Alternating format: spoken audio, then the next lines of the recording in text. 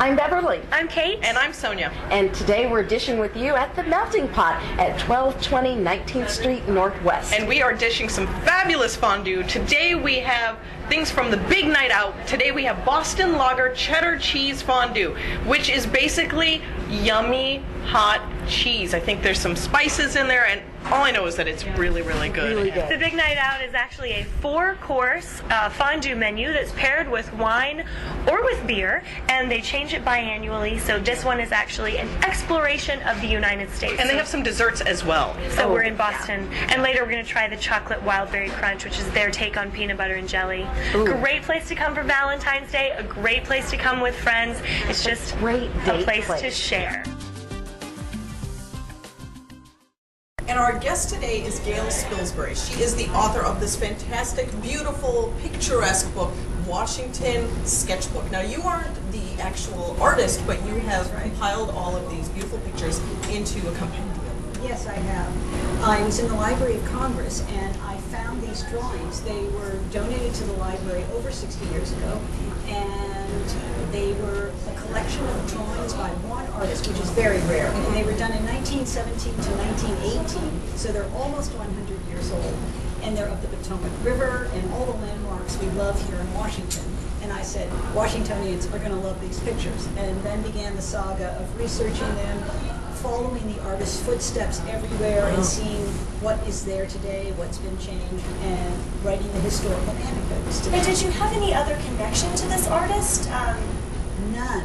I was working on a book. My first book is called Rock Creek Park, and I was looking for illustrations for it and stumbled upon his drawings. How different are things today versus what is in your book? Well, we have found, the people who love preservation in this city, that this city is remarkably well preserved, the natural places, considering 100 years have passed.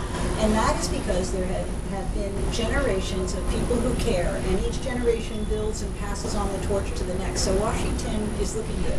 And the new development's nice also. Well, it is, but we love the sketches in this book that he has done.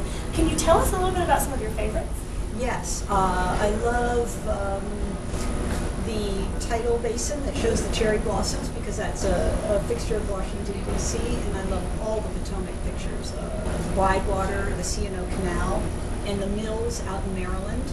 And he also left behind a map this big, and it's original, and I knew it would sit in the library and nobody would ever see it, so I reproduced it for the back of the book. So that's the map that I have here, and it comes in every one of the books. So you can actually go to the spots where the artist has found these great by picturesque looking at areas his as well. map. Yes. And things have changed. You can't go to some of the hiking trails because they're now private property where developments have happened. But otherwise, on the Maryland side where the C&O Canal is, you can get to everything that you drew. Is it all throughout the year that these sketches happen, or is it primarily fall, spring?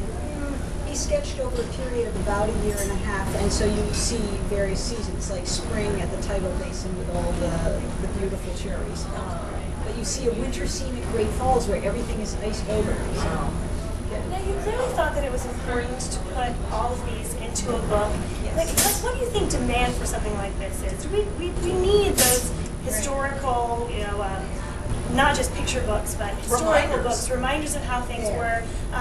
Why did you decide to actually put it all together? Well, I knew Washingtonians who love this city would love it. That's one thing. But as you were pointing to, it's a record of historic preservation. So for the generations that come, we can pull it out and say, let's remember that this is what we treasure and not demolish it, or let's maintain it. Let's spend money on the C&O Canal. There are groups out there maintaining it, or the Capitol Crescent Trail for hikers and walkers, and we preserve. Did anything surprise you that you found as you were looking through the sketches? Surprises in the sense of being a researcher, because some drawings I could not find what they were. And it took such looking and talking to different historians, and finally someone out of the blue would say, I know what that is. And so that was a surprise. For instance, at Arlington Cemetery, there's the tomb for the unknown soldier, and you'll see his drawing of it.